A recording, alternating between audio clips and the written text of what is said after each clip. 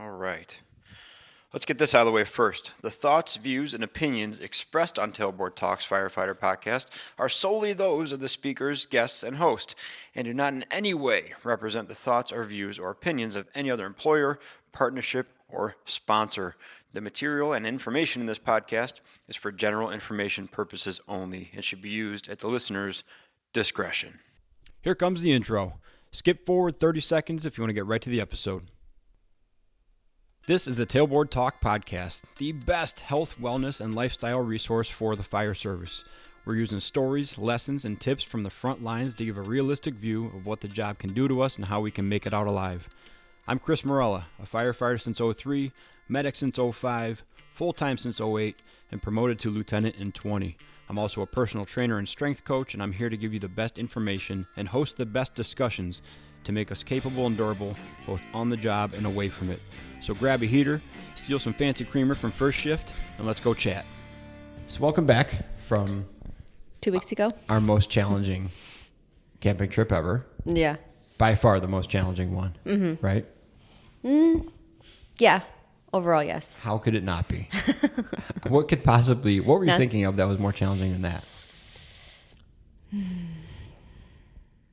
I don't know. The two and a half straight days in the car was easier than 3 days not in the car. Then a 4.5 hour drive, and then 4 days at a campground. Mm-hmm. What happened? Your attitude. My attitude? No, I think... Yeah, you better start thinking. I think you were a little rushed to get out of here. For some reason, I felt like you were a little tooty when we were leaving. Like gassy? No, just... Attitude-y? Attitude-y. Got it. And then... the first 2 hours in the car weren't bad. Yeah. But then once we got, Sawyer out of the car for lunch, it was real hard to get her back in. Mm-hmm. And then it was an hour and a half of her just yelling. I went down. 2.5 hours. 2.5 hours. Yeah. But even that didn't bother me because I already knew she's a disaster in the car because she just wants to move her little leg. So I was kind of prepared for that. Yeah. I think the other thing was the campground, although it was nice, not as great as the reviews made it seem. Yeah. If the kids were 10 and up, it would have been great. It was a mixed bag at the campground. Yeah. The site, our site was very pretty. You talked it up a lot, and I was like, because this is going to be something special. Because the reviews talked it up so much, and I should have known that you got to take everything with a grain of salt. But I was like, oh, this is right in the area you want to be in. It has location-wise, it was perfect. Yes. Everything else-wise, not so much. Rough. But our site was pretty. It was fine. And it was large, which was nice. Yep. Normally you're kind of sardined in there, and this was very... So let's get to talking to the kids a little bit. Okay. Because they were terrible. They weren't... I don't think they were terrible. So that's what I'm going to get to. Because I don't want to make... I told you my notes before this thing. Yes. I don't want to make this two things. I don't want to go... I hate the obligatory, I love my kids. I just want to get that out of the way. That's obvious, right? Yeah. Stupid. I also don't want to belabor the point of how the seething rage that they planted in me and us from time to time. We're not going to go over the top with that and be goofy with it, right? Correct.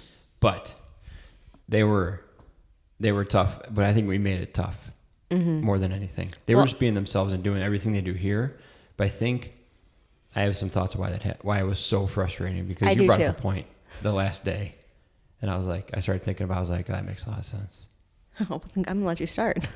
So you said why Sawyer was having a meltdown in the camper, or something happened, and immediately both of us were trying to put a stop to it, yelling at her, yelling at the world. You were sighing more than you typically do. And I don't think, I just want not to harp on a point. I don't think we were yelling at them. It's more sternly talking to them. Call it with you will. I will. And then we got in the car to go to the beach, and she had an equally decibel-laden meltdown, and we both started laughing at it. Right? And you're like, is it just the camper that makes us hate each other. So first of all, we have to sage the camper because maybe it is. Maybe that's what makes us hate each other. But also, I think that we're just more concerned in the campground about people hearing her, us being like an inconvenience to someone, us being embarrassed for her screaming. That's got to be it. Because once we're in the car and we're not around anybody, they can scream their heads off. It's also nonsensical. But we're in the campground and the windows are open, then we need to put a stop to it immediately. And that's where all the stress comes in. Okay. I don't care about anyone around us. Like, you definitely do. I care in the sense of, like, I don't want them, like, thinking, like, what is wrong with these parents? Yes. But I got over that embarrassment of my kid having a meltdown in a public space. Once I think, like, Nathan had his 15th one, I'm like, well, you can just scream through Costco. Like, I don't care. Like, we got to keep getting. Because that's in a place where you're around strangers. You're never going to see those people again, probably, right? Yeah. In a campground, you're around the same 4 families the entire week. Yeah. So it's not like just being at Costco or to be in the car. But it's because I'm never going to see those people again. But you're going to see them for the next 3 days. I think that carries a different weight to it.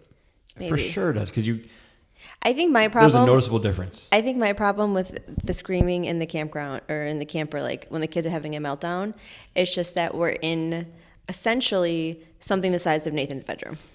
All 4 of us. But the car is even smaller. I know, but here's the thing. The car, like, you can generally with Sawyer, you can crack the window open, you can turn on some music, and she kind of stops. Or she'll get so bad, Nathan will just yell at her. That's true too. So I think in the camper, it's such a small, tiny space, and she's so screechy. She's so. Because I also feel like she's way more screechy than she Nathan. was kind of like the crux of it all. Like, she was the issue. Yeah. She's so too. Like, she's just a 2-year-old right now. But even Nathan, it's so weird though, because Nathan was fine at 2, and the 3 was harder than 2 with Nathan. But I think 2 was harder. I feel like 2.5 with Nathan was the turning point. We're splitting hairs here. As the person who spends the most time with them. By a day. Anyways. Okay. So what I don't want to do is turn this into a therapy session more than it's going to. Too late. So I split up the kids. The problem with the kids, why the kids bring out the worst in us and why we bring out the worst in each other. I split those up. Okay. But before we get going on that, one thing I was thinking, probably like the second or third day, when there was a calm moment, I was thinking like, the fact that we're doing it at all puts us in another level. Okay. As far as just like going on a trip? No, going specifically in the camper. Oh, okay. Why? Well, I was just thinking today, I was like, where the heck are all the people with 4-year-olds and 2-year-olds? Like, what are they doing for vacations? What are they They're doing not going. to They're trips? not putting themselves in a 20-foot long camper for 4 days. But true. But I just mean, like, people do go camping with their kids. Yeah. Like, where are you guys going? If you have a high energy 4-year-old boy, where are you going? They're probably going to the places we know we should be going. I like know. the Well, we K-Way talked- and the Jellystone. Yeah, we talked about, yeah. All these places we passed along the way to the campground. That was my other thing I was thinking about today when Nathan... So Nathan was Nathan the whole time. Like, he wasn't really that much different than he is here. He's just a high energy kid. Yeah. And we have to burn him out. Yeah. Because, like, when we went... So his beach day, when he had his full meltdown at the beach. Mm-hmm. I was like, here was the problem. We should have went for that walk, for that mile little loop. Let him run his little heart out, and then he could have been the chill kid at the beach. Yeah, but I was tired. Well, that's what I'm saying. We wanted to just hang out at the beach and let them play. We also thought they were ready to because it was the 3rd day or the 4th. It was the 2nd day. We went to Whitefish or whatever. Mm-hmm. No, that was the last day. That was the last day. That's the last day? Well, we were wrong. He was not ready to chill. And so that gets to my points later, why they bring, what the part of the worst in us that they bring out. But then, like, when we went, so we did the dunes. He went to the beach. We were at the beach. We were at the beach for 2 hours. Yeah. And then we went to the nature center. And the kids around us sucked. Yes. No, yeah, don't. That one group did. Like, the one little girl was very sweet. She let Nathan play with him until he smashed her sandcastle, and then we had to remove him. Yeah. But no, because then we went to the nature center there, and then we went on the nature walk, and then he was totally tuckered out, and we went to the brewery, and he was just totally fine playing his little video games on the iPad. Yeah. And Sawyer was a dancing fool. Yeah. So I think we wanted to relax and hang out on the beach. And not they even were just like, hang out, just not do the extra stuff it takes to. Yeah, they said hard pass. Not to walk the dog. Mm-hmm. So, anyways, back to my original point. Because I started feeling like frustrated of like, man, these trips are just a pain, because of the way, just of what the kids are right now. Well, I think it's hard too because... Okay, I'll get back to my original point later. Okay, sorry. Go ahead. Then I was thinking, yeah, we're putting ourselves in like this impossible circumstance of a 4 and a 2-year-old in a 20-foot long camper away from their house and away from their comforts for 4 days. And we're driving 4.5 to 18 hours to get somewhere. Like, yeah, we're going to have some road bumps. So in that capacity, I actually thought like, well, we're putting ourselves in this crazy situation and getting stressed. That makes sense. Like if we were just sitting at home like we were today, normal level, like 3 out of 10 stress, Yeah. But because we put ourselves in this situation, we're asking for more stress and we're getting it, but also we're doing things that not a lot of families are willing to do. True. Do you think though it was a little... No, I'm patting myself on the back. I'm patting us on the back right now, so I don't think about it. Okay. Good job to you. Us. Yes. Do you also think it was a little more frustrating because St. Louis was such an easy trip? Like they were... Only because we took Nathan's foot off his body. No, That's why it was so easy. You took Nathan's foot off his body. That's why it was so easy. But no, that was what, the second or third day? We were there for what, 3 days again? Yeah. But he was fine because he wanted to go to the jumpy pillow and he played on the playground. Like he was fine. He was infirmed. He was milking 3 it. out of 4 of those days. Well, and his eyes exploded. Oh yeah, that's the right. first He had day. that whole allergy thing. Yeah, his eyes Okay, exploded so the first day. we just have to give him... We just have to activate his allergies. Knock him down, and then give him a major wound on a significant appendage. But I mean, like even Sawyer was pretty... So, okay, I didn't post anything about the foot thing. Oh, you did it? No. Oh, you almost broke our child? I did break him. Because I didn't post it because I don't know why. I can post. I have all the I have some No one see pictures of it. It's gross. I have one picture of it actually from like Nathan won't tell you all the time. So here's what happened. I have a fat bike. We're looking at it now in the studio. And I was like, what are you looking at? The fat bike. The new the garbage can lid I cut into a fender to protect the space between the tire and the fork, because the fat bike can take up to a 5.5-inch wide tire, but I have a 4-inch wide tire on it. So with a regular bike, there's like less than an inch of clearance between the tire and the fork, like on your bike. Not that much. 2 inches on your bike. The road bike, like half an inch. But the fat bike, there's like 3.5 inches. Move on. Is it boring you? Anyways, he stuck his foot between the tire and the fork, and it inverted. It went upside down. So the sole of his foot was up towards the sky. His knee was twisted outside, and the top of his foot was the mechanical brake against the mountain bike tire. So it ground off like the size of a playing card worth of skin off the top of his foot down to super duper bloody time. Mm-hmm. So that happened the second day in St. Louis, and took about 2 weeks for it to heal to the point where we could put him in a pool. Yeah. Yeah. So that's the St. Louis thing. And I'll put a picture. I can put a picture up of his foot. Maybe just put the cute video of like before it happened. I don't. I do. I never have saw it. any of those. I have it. I have all the memories. Okay. So on one of the points I have why the kids bring out the worst in us, it's the volume and the instant screaming. Like drop of a hat screaming for both of them. Oh yeah. Because there's no ramp up. There's no warning. There's no like gradual building up. It's like, hey, give me that snack that you took that you weren't supposed to have. And then as soon as you reach for it, it's an instant meltdown, but not even like a silly meltdown, like a screeching. And what I hate is the running away or hiding, like trying to get away with it, physically defiant stuff. That drives me nuts. And that's Nathan's specialty. Nathan does that all the time. Sawyer just screams whenever Nathan gets within 3 feet of her. The top of her lungs. Whenever there's a threat within 6 feet of her, she screams as if she was getting her skin or her foot taken off. Mm-hmm. That drives those two things, the volume changes, I think it's from work. The volume changes and like the shocking sounds just absolutely throw me off and put me... They're very jarring. into instant irritation and like agitation mode. Because it's exactly what happens at work is like you're sitting there and you're watching whatever, you're doing nothing, and then we don't have the tones that gradually ramp up. It's like, an alarm clock going off, and you've heard it when you've been on the phone or you guys have been there. Yeah, it's super annoying. So jarring and so disruptive. And then now we have this 2-year-old psycho that does the same thing. And it gives me the same response. It gives me the same agitated response. Mm-hmm. What are you stifling over there? Laughter, because it's true. And I was laughing because as a typical mom, I'm in a mom group, and someone had posted about, is anyone else's 2-year-old just a screaming machine? I'm like, thank God, because I'm like, is something like wrong with her? Like, I don't remember Nathan being a screamer. Like, not to like the extent of her dramatics, because sometimes she'll even scream and then just like throw herself on the floor, like in total dramatics. She's waiting for a problem to happen. She screams. Yeah. I'm like, is this a girl thing? Yes. Like... The other thing, I'm glad we could just cut that one off there. The other thing about the kids that we really struggle with is parenting over each other. Mm-hmm. When one parent is telling the kid not to do something or not to do something, and the other one from 15 feet away feels the need to chime in and then try to say the same thing, but in their version of it. Mm-hmm. That's not great. Yeah. And we've both done that and called each other on that, because when I do it, when I parent over you, it comes from a place of like, I just want this to stop, and I feel like I can say it in my approach to it and make it stop, mm-hmm. or correct the behavior. Yeah.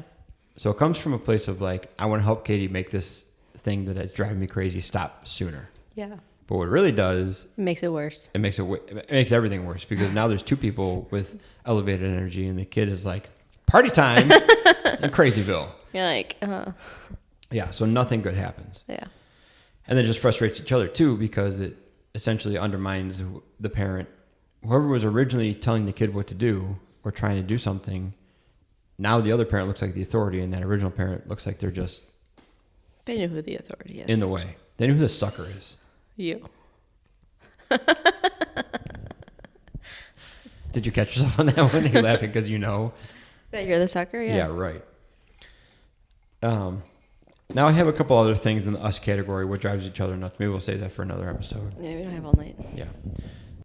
But what this all results in, I wrote down a few things, and you brought up the burnout word several times this week. Mm-hmm. And I said, that's like something I can understand, identify with, so let's talk about it. And we will. But also results in compassion fatigue, where you just can't care anymore, of like, when they fall down or whatever, you're like, you did that the other day and it was hilarious. Because usually you called yourself the doting parent, and you are. As soon as one of them makes a peep about anything, you need to not only address it, but take care of it or do it or remedy it or whatever. And Nathan was screwing around on the counter chairs the other day, and he fell down between the 2 of them, and you barely looked up. You're like, well, figure it out, buddy. Just walked away. Which was great to see, but also I understand that that's a symptom of something. Well, first of all, he was totally fine. Second of all, that was like the 15th. I know, because I was next to him. I didn't look at it either. I told you, my new thing is, if you're not jumping to anything, I'm not going to worry about it.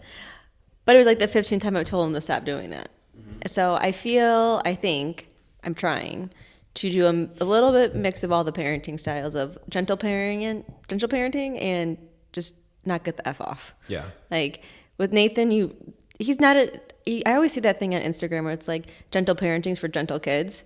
Nathan's not a gentle kid. Like he's high energy, sensory seeking, give him all the things. Yeah. Like all the activities. Like he's not going to sit down and be quiet unless he's ready to sit down and be quiet or hang out. So a little knock it off, and if you get hurt, I want to hear about it, is what he needs sometimes. And I'm trying my hardest. You're so bad at it. I'm so bad at it.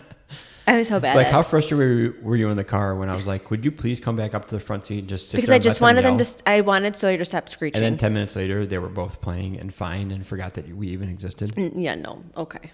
That's exactly what happened. They were both fine. She screeched a few more times, but she was just, that's what something, and you brought up, we were talking that it drives me nuts that how I can just like turn it off, ignore them. Yeah. Because I see through their garbage of like, I can see that 50% of the sounds they make is just to see if someone will bite on the hook. I'm not saying you're wrong. I'm saying. And I'm willing to not bite. And then I get that, but then they're not like, here's the difference though. They're never just screaming at you. Like When you're... She for sure did. Let me finish. She for sure did. Finish.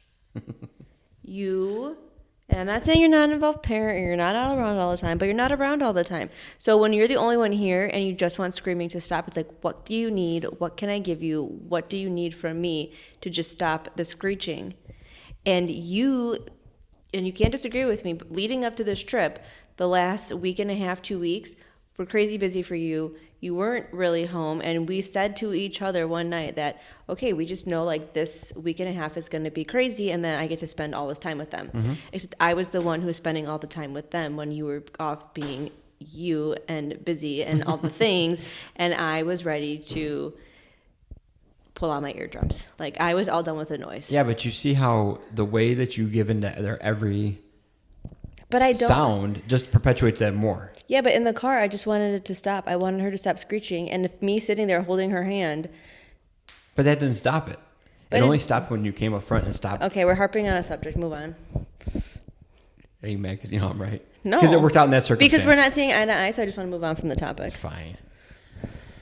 So the other thing is communication goes down. I'm communicating with you. I'm communicating the fact that I'm disagreeing with you, so let's move on. I have it right here. Decreased communication. Exhaustion. You are exhausting. You're the hardest of them all. We moved on from the what drives us nuts about each other category. We're moving on to the lessons learned now. Okay. Did you not? We're talking about sheds here, or are we talking...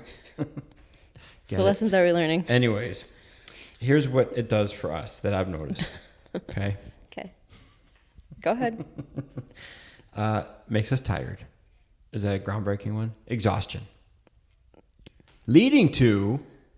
You're talking mentally or physically exhausted? Okay. Leading to all the typical stuff. Now, don't forget this is leading toward the 14-ish thing. Oh, yeah. Okay. And I know you know about that because you bought a big bottle of tequila today to abuse for the next 5 days. It was not, first of all... For me to abuse for the next... Thank you. 4 days. Please. Okay. Tell the world... What's your favorite drink again? I said again, not as in like tell them again, but like what are you back to now? Because I'm proud of you for coming back to it. Oh, my Paloma. Margarita. Kinda. My tequila fresca. Yeah. Gussy it up, lady. And that's not even... Is that fresca or is that just grapefruit juice? I have fresca with a splash of grapefruit juice. This is fresca. It's clear. Mm-hmm. Anyways. I said with a splash of grapefruit juice. It leads to not working out because we're so tired. And if you don't work out in the morning, it's probably not happening in the mid-afternoon because Nathan's not sleeping. He's not napping now. Mm-hmm. It's not happening now. No. Like, even this is a stretch of activity right now. But do you think, though, and I know working out and just being active all day are two totally different things, but, like, now that it's finally getting nice out here and Nathan doesn't sit still, and so it is just go, go, go all day, even if it's just, like, going, like, me and him, like, in the backyard running around, or... Like, no. We're always doing something. The answer is no. But, I mean, don't you feel in the summertime, if you don't get a workout in because he is so active, like, we'll walk to the park, we'll ride our bike to the park, now we can finally ride our bike to the park. We've only done it once, but, like, you know what I mean? Like, now that it's getting nicer out. Yeah. No, what is that? A substitute? I just feel like if I don't get, like, a big workout in the summertime, I don't feel... as gross because my hip's cramping up. Prove my point. Less, please. Just twist my leg a different way. Go ahead. Go on with your point. The answer is no. Okay. Moving on. I'm glad it feels... Okay, good. Next. It should definitely feel less gross, and I feel less gross too, but it's not a substitute. It's probably the level of... activity that we should realistically be having all the time. It's just easier not to have it in the winter. Okay. So no. Okay. What do you want to say about that? Nothing. Go ahead. I don't have anything to say.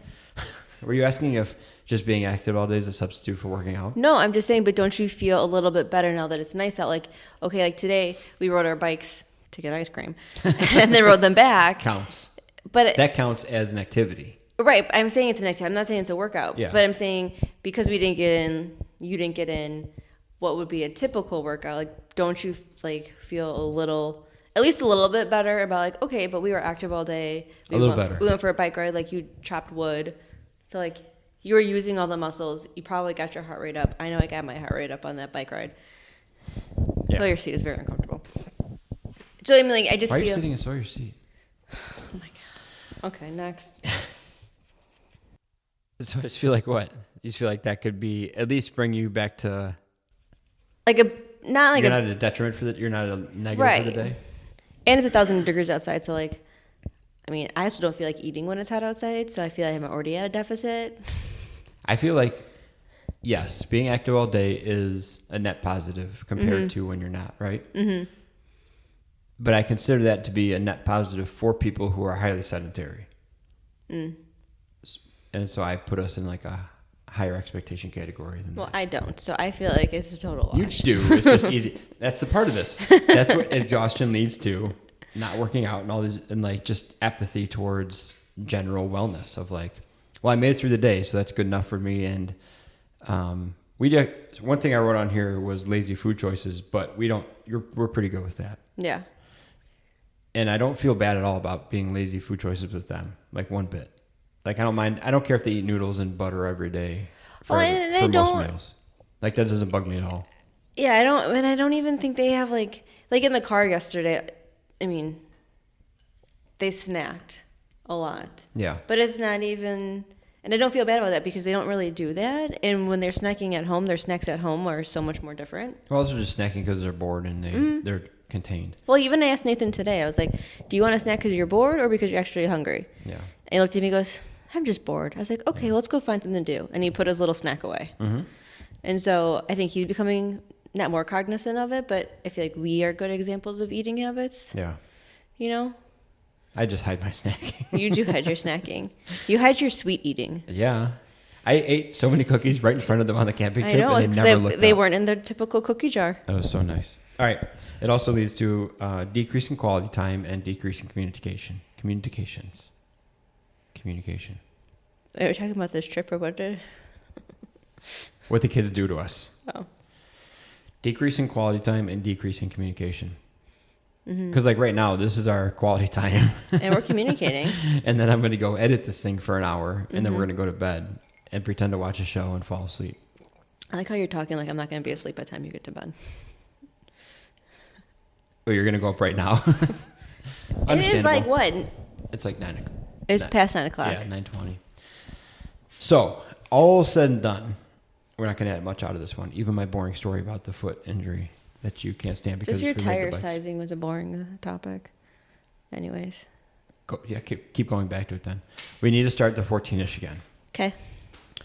All for it. What parameters do you want to set? Wait, so the 14-ish was a year ago.